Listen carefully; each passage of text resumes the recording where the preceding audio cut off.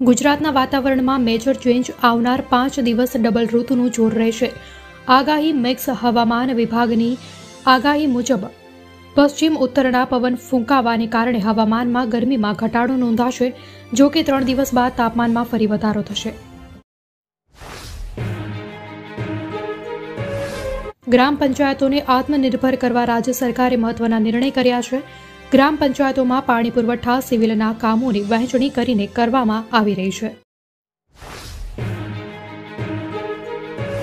હવે bachelor of science પણ થશે. દેશમાં બીએસ કોર્સ શરૂ કરનાર ગુજરાત યુનિવર્સિટી પ્રથમ 3 વર્ષમાં બીએસ પૂર્ણ કરે તો ગ્રેજ્યુએશન ડિગ્રી ગણાશે અને 4 વર્ષ પૂર્ણ કરે તો ઓનર્સ અથવા રિસર્ચ ડિગ્રી મળશે.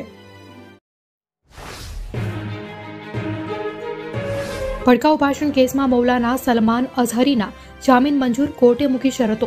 મૌલાનાને જે શરતો પર જામીન મળ્યા છે તેમાં પાસપોર્ટ જમા કરાવવો તેમજ હાજરી આપવા સહિતની શરતો મૂકવામાં આવી. સુરતની મોડલ તાનિયા સિંહ આપઘાત કેસમાં આઈપીએલના સ્ટાર ખેલાડી સાથે થશે પૂછપરછ. કોલ ડિટેલ્સના કારણે થઈ આશંકા. પંજાબના ક્રિકેટર અભિષેક શર્માને મોડલ તાનિયા સિંહના સુસાઇડ બાદ સમન્સ મોકલવામાં આવ્યું.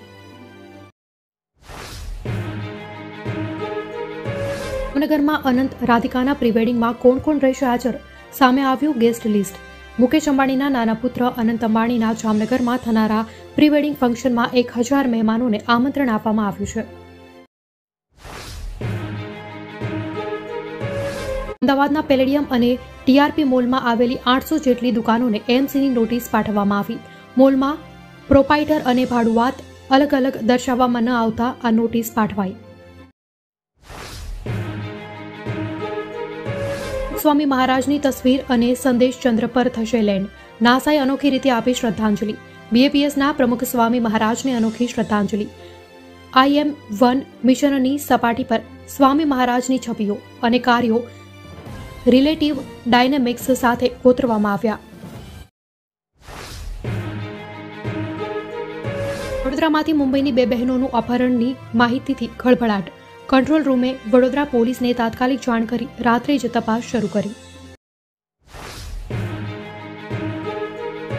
ગુજરાતમાં ફરી એકવાર નશાકારક સિરપ ઝડપાતા ખળભળાટ મચી. રાજકોટ જિલ્લામાં ગ્રામ્ય એસઓજીએ ચોક્કસ બાતમીને આધારે આવી નશાકારક સિરપનો જથ્થો ઝડપી પાડ્યો.